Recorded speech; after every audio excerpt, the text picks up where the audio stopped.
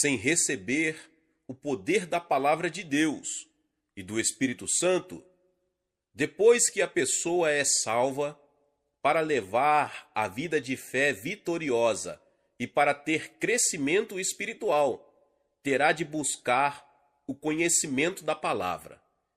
Nesse ministério, precisa contar com a ajuda do Espírito Santo.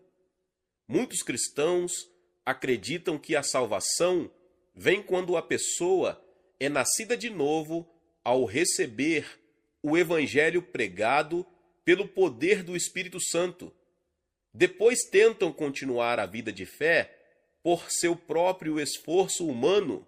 Sofrem verdadeira agonia, pois o bem que querem fazer não conseguem, mas o mal que não querem, esse fazem.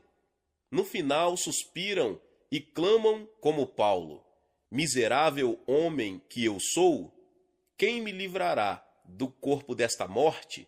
Romanos 7, 24. Nosso Senhor prometeu muitas vezes que mandaria o Consolador aos cristãos para que esteja convosco para sempre. João 14,16. O Espírito ajuda as nossas fraquezas. Romanos 8, 26. Assim como Jesus prometeu, 7 semanas depois da sua ressurreição, enviou-o para esta terra. De que maneira ele cuida dos cristãos que nasceram de novo mediante a palavra e o Espírito, trazendo santidade e ajuda às nossas fraquezas. Da mesma maneira, também o Espírito ajuda nossas fraquezas. Não sabemos o que havemos de pedir como convém, mas o mesmo Espírito intercede por nós, com gemidos inexprimíveis. Romanos 8, 26. Todo cristão admitirá que o problema do pecado o confronta de maneira angustiante, depois que ele aceita o Senhor Jesus. Em tempos passados, quando éramos incrédulos, todos nós também, antes andávamos nos desejos de nossa carne, fazendo a vontade da carne e dos pensamentos, e éramos por natureza filhos da ira, como também os demais. Efésios 2:3. Então, não nos sentíamos culpados, embora vivêssemos em pecado. Por quê? Porque a alma estava morta perante Deus. Mas quando recebemos vida eterna, o pecado torna-se um problema para nós. Começamos então com indagações. Será que não posso evitar repetidas quedas no pecado, mesmo depois de estar salvo? Não tenho poder de vencer o pecado? Romanos 7 e 8 cuida dessas questões. Romanos 6 nos ensina a transformação fundamental que ocorre quando uma pessoa crê em Jesus Cristo. Ou não sabeis que todos quantos fomos batizados em Cristo Jesus, fomos batizados na sua morte? De sorte que fomos sepultados com ele pelo batismo na morte, para que, como Cristo ressurgiu dentre os mortos, pela glória do Pai, assim andemos nós também em novidade de vida. Se fomos plantados juntamente com ele na semelhança da sua morte, também o seremos na da sua ressurreição, pois sabemos isto, que o nosso velho homem foi com ele crucificado, para que o corpo do pecado seja desfeito, a fim de não servirmos mais ao pecado, porque aquele que está morto está justificado do pecado. Ora, se já morremos com Cristo, cremos que também com ele viveremos. Romanos 6, do 3 ao 8. Que maravilhosa e abençoada informação é essa? E ainda perguntam: que farei para experimentar esta bênção? A resposta é simples. Todos nós cremos e sabemos que recebemos salvação e remissão de pecados pela graça de Deus. E o que significa essa graça? Graça quer dizer que Deus em pessoa age por nós. Se tentarmos nos salvar ou ajudar Deus a nos salvar, isso não será graça. Graça quer dizer que nós recebemos pela fé o que Deus preparou para nós.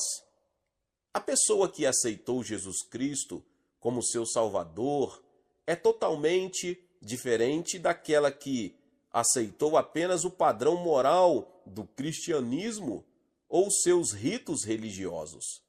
Por meio de Cristo, o velho homem foi crucificado, morto. O homem perseguido, proscrito e caído, filho do primeiro Adão, foi destruído. Com Cristo, nosso último Adão, o homem surgiu como nova pessoa para a nova vida. Essa verdade não termina numa teoria. Tão certo como nasci neste mundo, na mesma condição do primeiro Adão, assim Jesus, o Filho de Deus, foi encarnado neste mundo, onde viveu por 33 anos. E como ele foi crucificado, eu também fui crucificado e sepultado. Ressuscitei uma nova criatura pelo poder da ressurreição de Cristo. Todos os que creem em Jesus Cristo passam por essa experiência. A Bíblia também nos ordena a mudar nossa atitude e o nosso pensar. Assim também vós, considerai-vos como mortos para o pecado, mas vivos para Deus em Cristo Jesus, nosso Senhor. Romanos 6:11. Nós temos de crer que se alguém está em Cristo, nova criatura é. 2 Coríntios 5:17. Podemos imaginar por que Paulo, em Romanos 7, ainda sofria com o pecado, apesar de no capítulo 6 já ter morrido por meio de Cristo. Paulo sabia que fora sepultado e ressurgira num homem novo e justo. A razão é simples. Depois que o velho homem morreu e um novo homem ressurgiu, este homem tornou-se dependente do poder e mérito de Cristo. Mas, por não entender bem seu estado de regeneração, caiu de novo em servidão. Muitos cristãos não sabem que, do mesmo modo que não tínhamos poder para fazer o que era reto quando estávamos em pecado, assim também, depois de nascer de novo, não temos poder em nós mesmos para atingir justiça e santidade. Quando começamos a crer que podemos ser justos e santos por nosso próprio esforço, experimentamos a amarga taça da derrota. Os descendentes de Adão continuaram presos à ideia de que poderiam decidir tudo por eles mesmos, mas na realidade serviam ao diabo como seus escravos e foram arrastados para a ruína. Cegos não conseguem sair de sua decepção, nem colocar toda a sua confiança em Deus. Convencidos de que podem conquistar salvação e santidade por eles mesmos, desiludem-se porque com certeza não conseguem controlar seus impulsos pecaminosos. Eu posso ver o cristão de Romanos 7 travando batalha sangrenta contra poderes desiguais a fim de conseguir viver uma vida de retidão e santidade, tentando guardar a lei, mas sendo derrotado pelo sutil demônio do ego. Ele está tão centralizado em si mesmo que usa a palavra eu 40 vezes naquele capítulo. Que pessoa orgulhosa! Mas no final a palavra de Deus nos mostra profunda realidade. Ninguém tem capacidade de vencer o pecado por si mesmo. O escritor, afinal, diz: Miserável homem que eu sou, quem me livrará do corpo desta morte? Romanos 7, 24. A resposta para esta questão é simples, embora só seja aprendida depois que passamos por duras provas. Como a salvação vem somente pelo mérito do Senhor, então a vida de justiça e santidade só será conseguida quando descansarmos por inteiro no poder do Senhor ressurreto que habita em nós. Em Romanos 8, o apóstolo apresenta a resposta para a sua própria pergunta. Portanto, agora nenhuma condenação há para os que estão em Cristo Jesus, que não andam segundo a carne, mas segundo o Espírito, porque a lei do Espírito de vida em Cristo Jesus livrou-me da lei do pecado e da morte. Romanos 8, 1 e 2. Paulo está dizendo que a vitória pertence àqueles que não estão lutando na esfera de seu próprio esforço. Nós, os que temos recebido uma nova vida em Cristo, foi Ele que venceu o pecado, a morte, o diabo e a maldição. Devemos ser totalmente dependentes do Senhor, Jesus, que é vida, justiça e santidade. E quando nos revestimos da justiça e santidade de Cristo, a lei do Espírito da vida, que é revelada e dada por meio de Jesus, liberta-nos da lei do pecado e da morte de maneira definitiva. Quando nascemos de novo, nossa direção e propósito de vida mudam. A Bíblia diz, pois, quanto a ter morrido, de uma vez morreu para o pecado, mas quanto a viver, vive para Deus. Romanos 6:10. Devemos ter em nossa mente que a vida de Cristo não é vida egocêntrica. Sem dúvida, do começo ao fim, a vida é vivida para Deus. Lembremo-nos que Adão escolheu viver para si mesmo. Como resultado, tornou-se um servo do diabo, a personificação do orgulho. A razão pela qual cristãos nascidos de novo ainda caem nas malhas de Satanás é que insistem em continuar vivendo para si mesmos, em vez de viverem para Deus. Enquanto permanecemos nesse erro, não poderemos escapar da luxúria e do pecado. Entretanto, quando nossa primeira prioridade é agradar a Deus em todas as coisas e fazer a sua vontade, quando entendemos pela palavra de Deus que somos novas criaturas, vivos para Deus, em Cristo Jesus nosso Senhor, o Espírito Santo nos capacita a produzir abundantemente o fruto de justiça e santidade. Santidade quer dizer afastar-se do pecado e aliar-se a Deus. Quando nos afastamos de algo, vamos para perto de outra coisa qualquer. Se nos afastamos do pecado, não devemos servir a nós mesmos, mas servir a Deus de modo total. Enquanto passamos por esse processo, o egoísmo de depender de nosso próprio esforço e viver para nós mesmos é quebrado pouco a pouco. Do poder do Cristo ressurreto e vive para agradar e servir a Deus.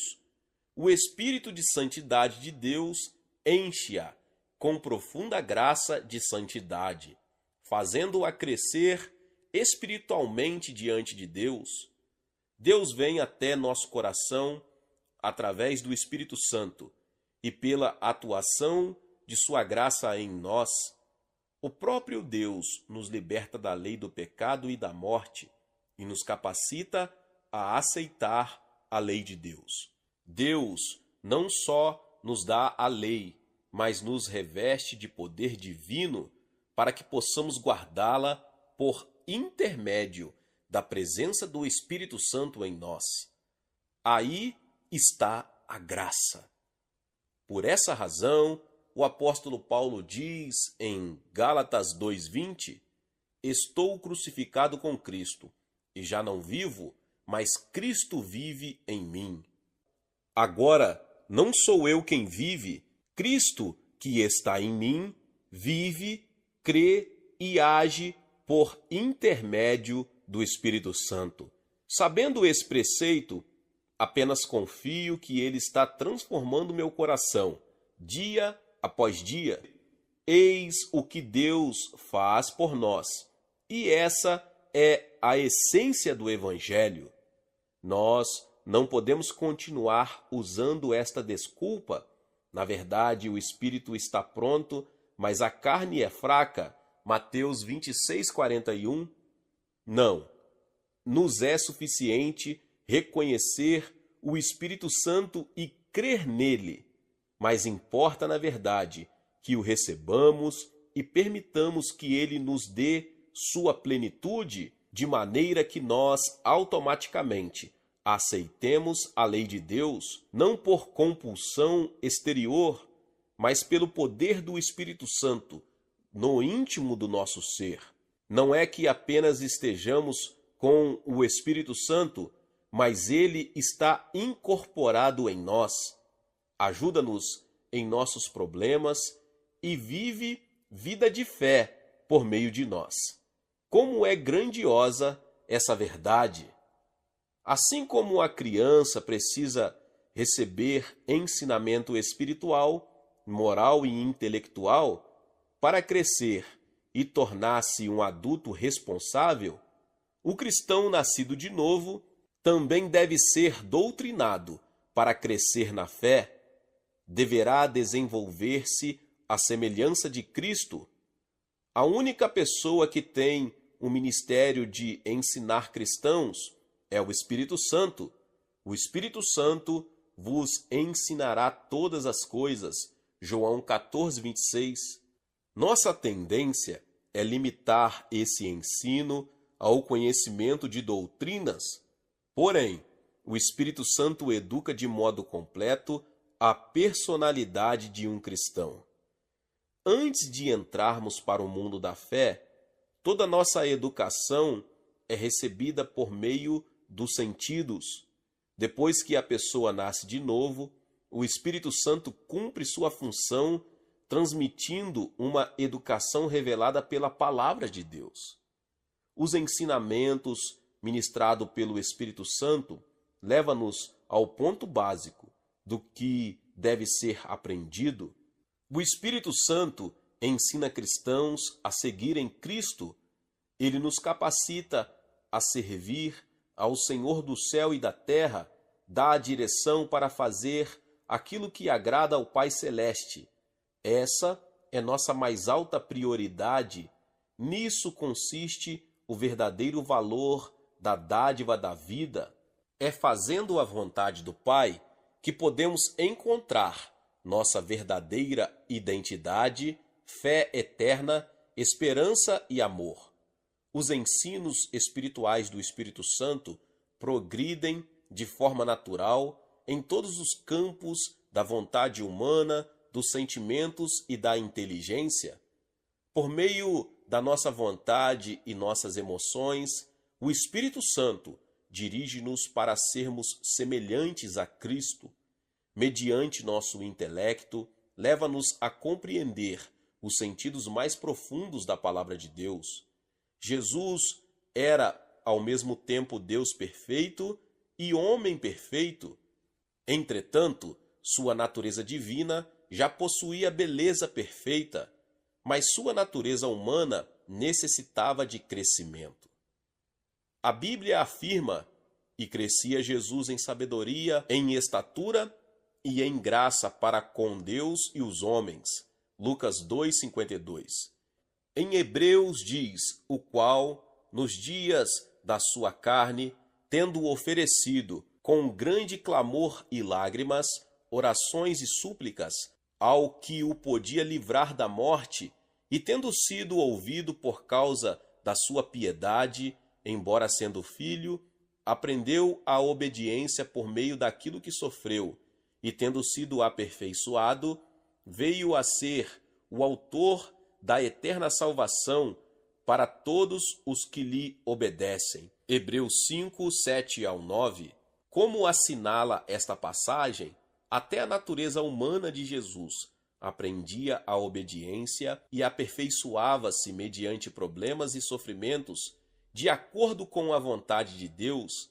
Assim, do mesmo modo, nós, os cristãos, devemos receber os ensinamentos dados pelo Espírito Santo, devemos crescer e aprender dele sobre a vida espiritual. O ensino do Espírito Santo aos cristãos pode ser dividido em dois métodos, mediante a palavra de Deus e mediante experiências da vida. Antes de Jesus deixar este mundo, prometeu repetidas vezes que o Espírito Santo viria para ensinar toda a verdade e capacitar o cristão a entender e viver esse ensinamento. João 16, do 12 ao 14. Essas promessas do Senhor foram cumpridas na vida dos discípulos depois do Pentecostes. Até ali, os discípulos não compreendiam as verdades profundas dos ensinamentos de Jesus. Depois de sua crucificação e ressurreição, a perplexidade deles era indescritível.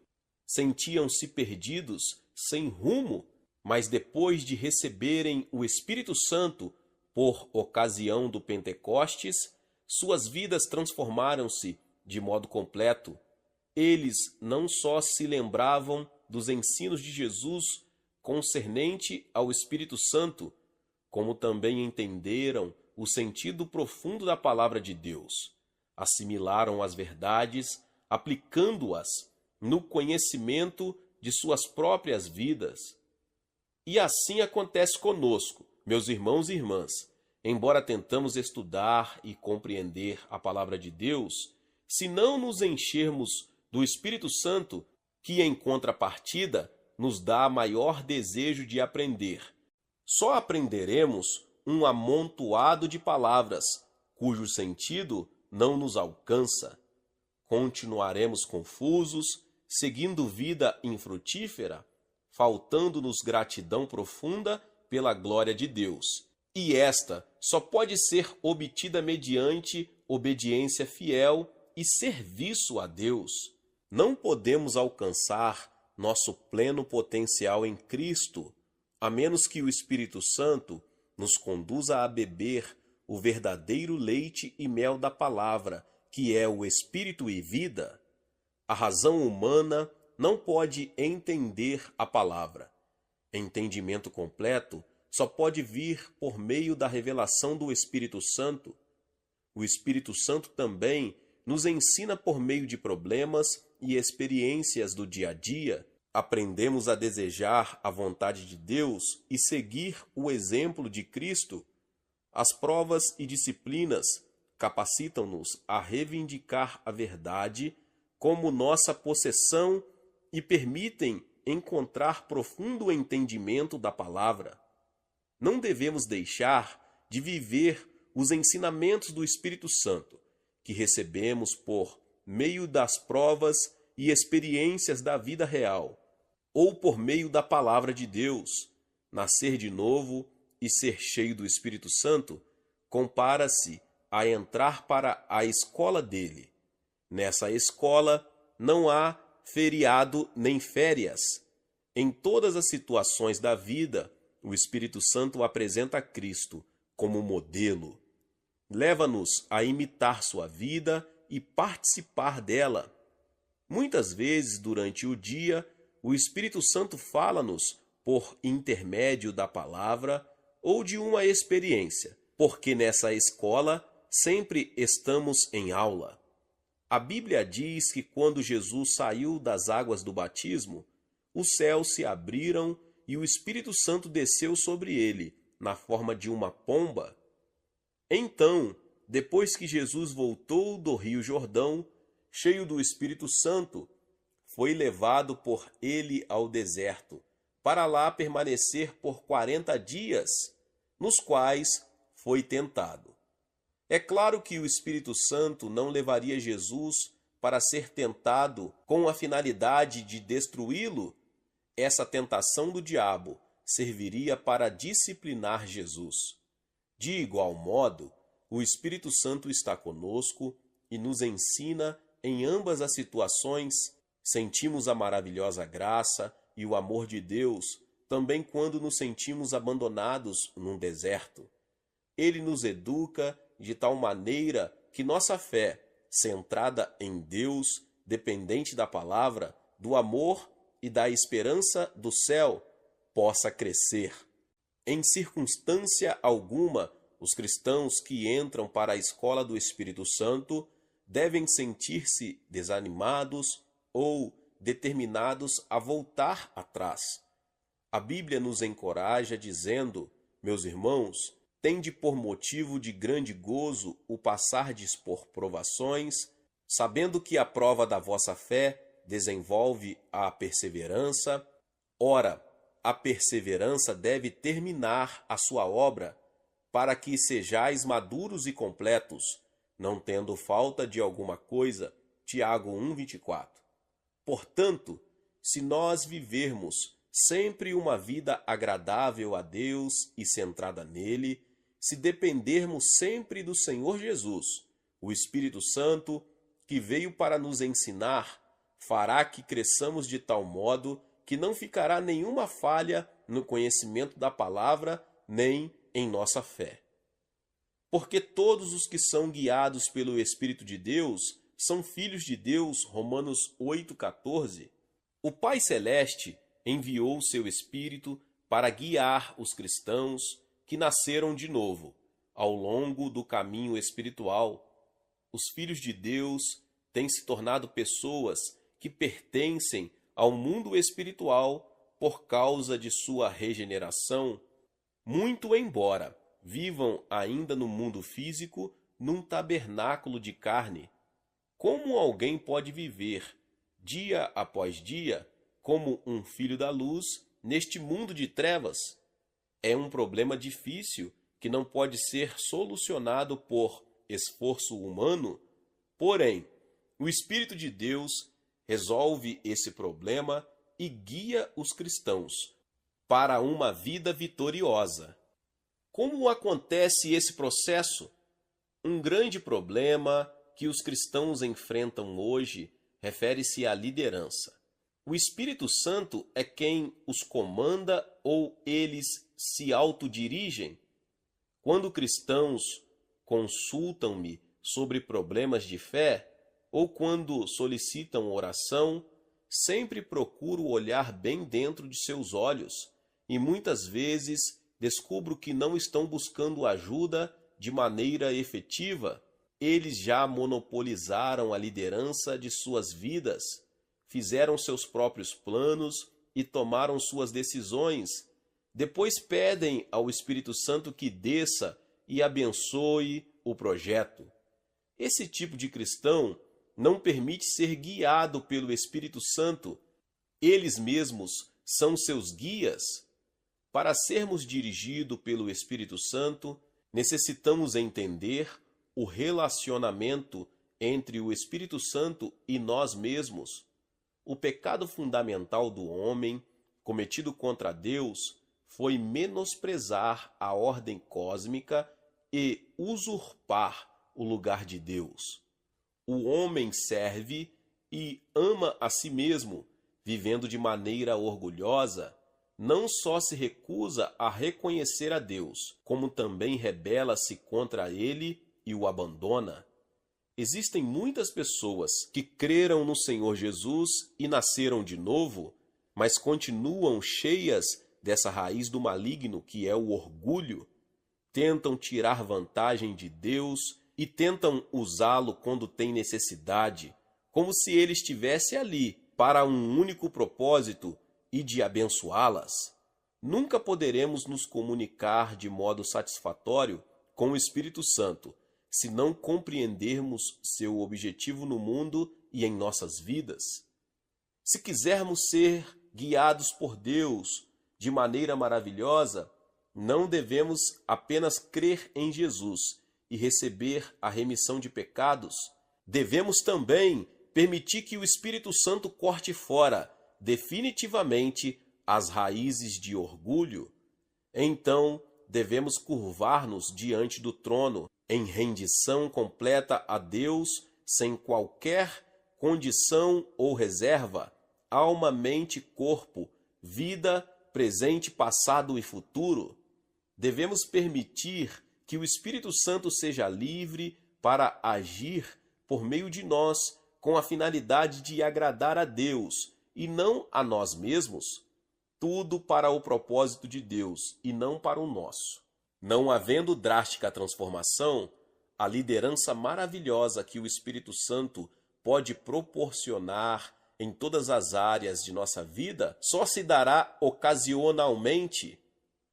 Os cristãos devem entender que o Criador colocou determinada ordem no universo, porque nós, criaturas, procuramos tirar vantagem do Criador tentando ser iguais a Ele e exaltando-nos a nós mesmos. Orgulho é pecado, acarreta tristeza e maldição. Quando chegarmos diante da presença de Deus, nunca deveremos tentar fazer com que Deus desça ao nosso nível.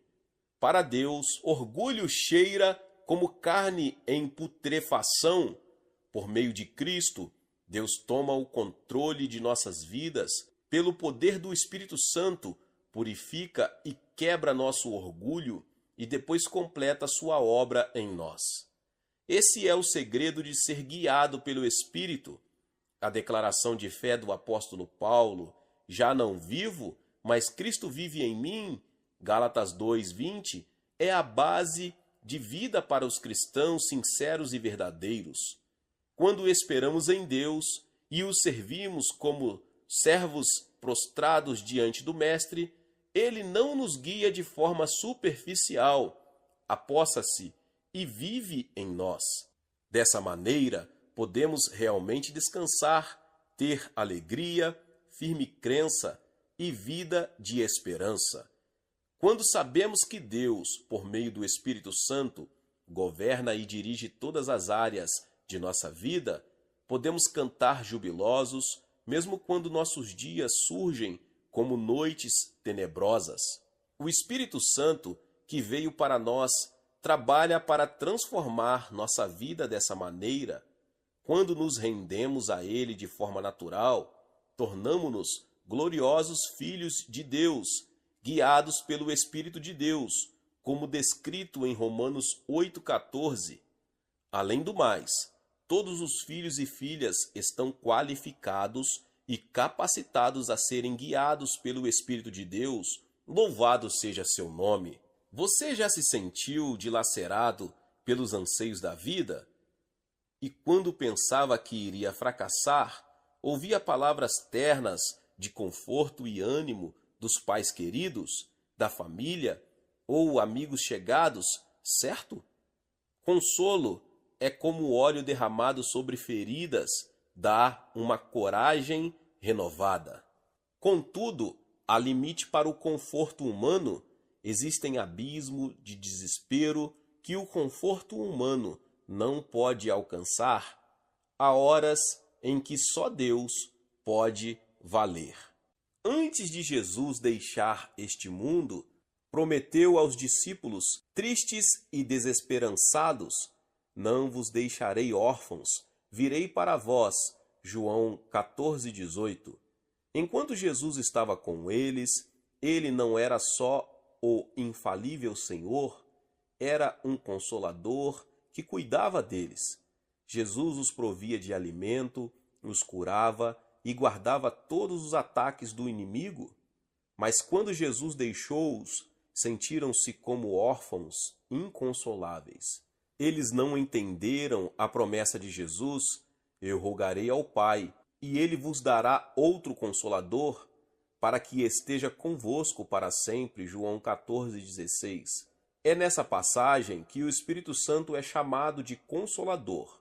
No dia de Pentecoste, os discípulos foram todos cheios com o Espírito Santo e começaram a falar outras línguas à medida que o Espírito lhes dava o dom da palavra.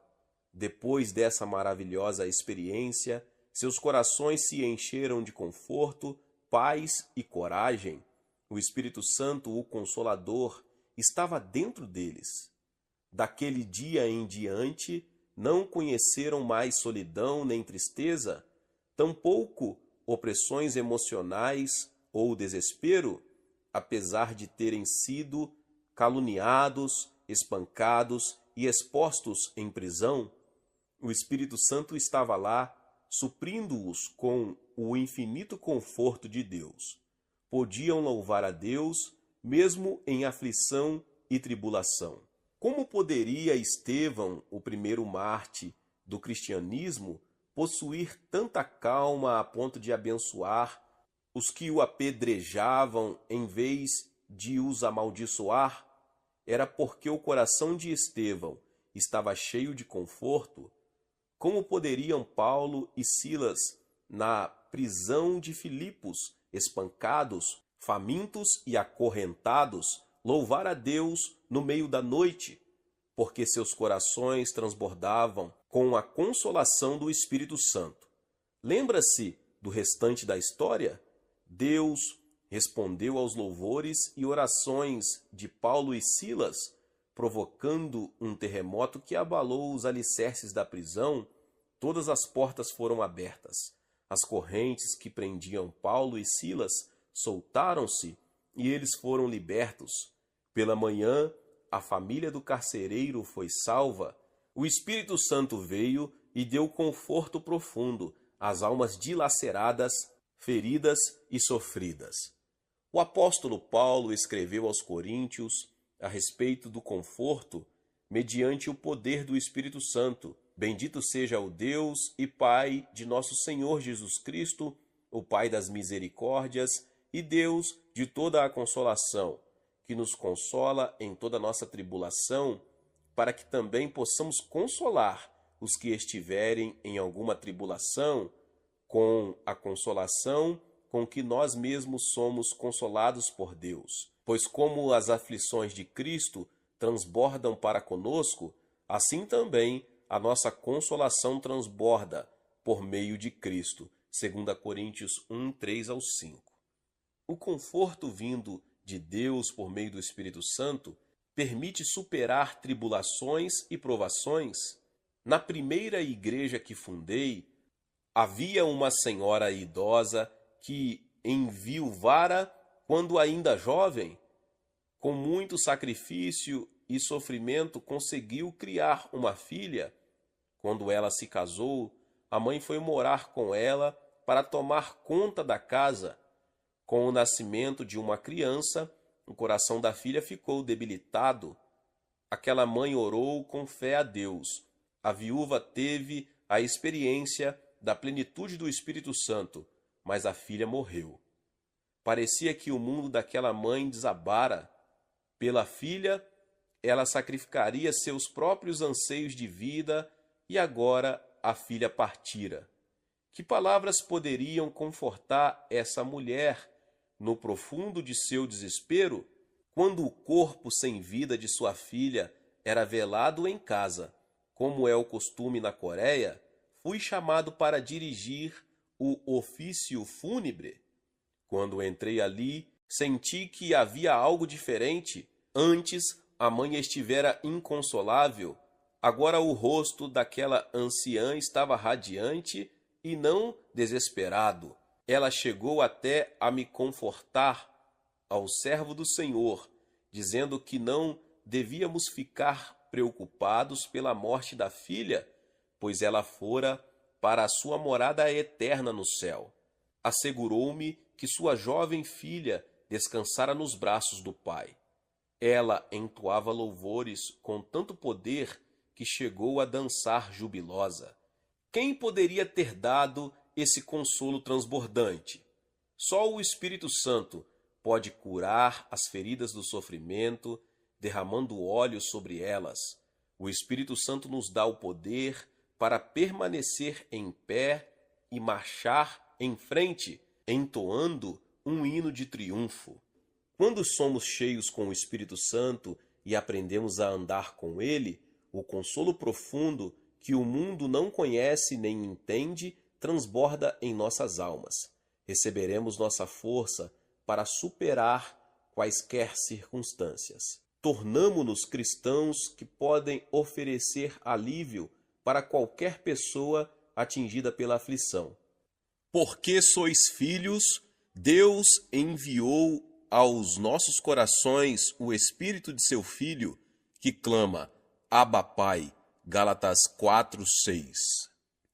Ser pai quer dizer ser autor da vida de uma criança e a causa da existência desse ser. Somente um homem pode ser meu pai, nesse sentido da palavra. Mas Deus também é meu pai na fé, o autor e a causa de meu novo nascimento. Nossa fé cristã não é uma religião como muitos interpretam de maneira errada. Podemos chamar religião ao nascimento de uma criança? A fé cristã não é uma religião, mas uma experiência com o Senhor Jesus Cristo. Passei pela experiência do novo nascimento. Nasci de Deus. Deus tornou-se meu Pai e eu me tornei seu filho. Todos os passos de crescimento que damos na igreja, lições que precedem ao batismo, o batismo em si, a igreja e seus membros, os ritos, são auxílios externos para tornar-nos melhores filhos de Deus. Mas isso tudo não é o mesmo que ser nascido na família de Deus pelo poder do Espírito Santo.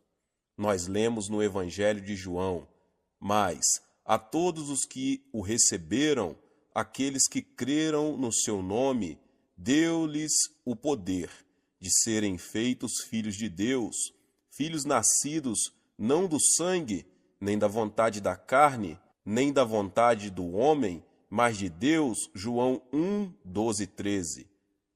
Como essa palavra mostra, não podemos tornar-nos filhos de Deus por nosso sangue, nem pela vontade da carne, nem do homem, por mais que o tentamos. Você é nascido como um filho de Deus, apenas quando nasce de novo pelo poder do Espírito. Sem a experiência de um coração lavado, você não tem autoridade para tornar-se um filho de Deus. Tiago 1,18 diz, segundo a sua vontade, ele nos gerou pela palavra da verdade, para que fôssemos como primícias das suas criaturas. Você é nascido de Deus, quando recebe sua palavra pelo poder do Espírito Santo.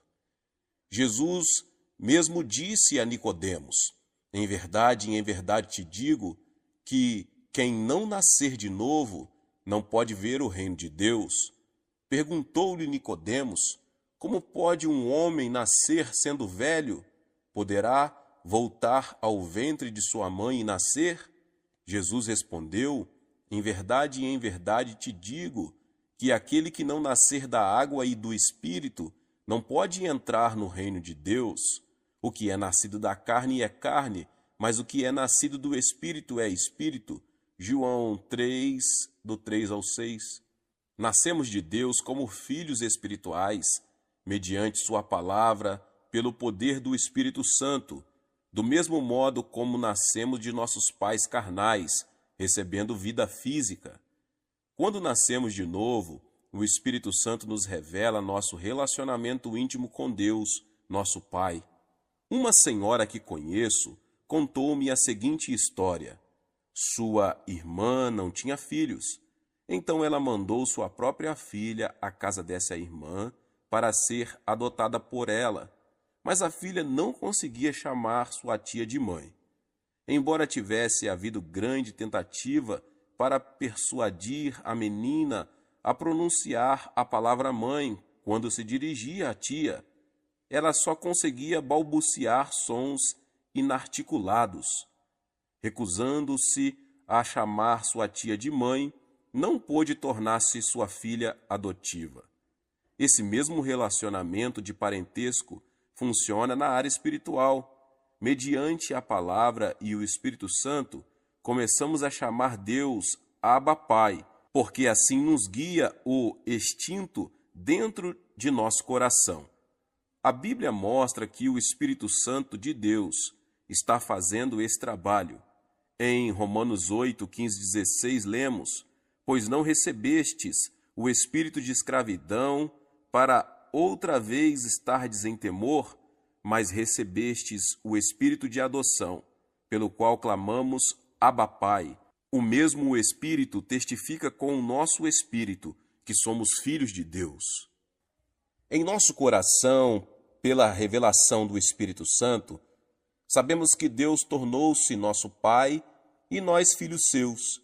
Essa certeza não vem por intermédio de ritos de qualquer igreja, mas por intermédio do Espírito Santo, que vem sobre nosso coração e nos faz essa revelação.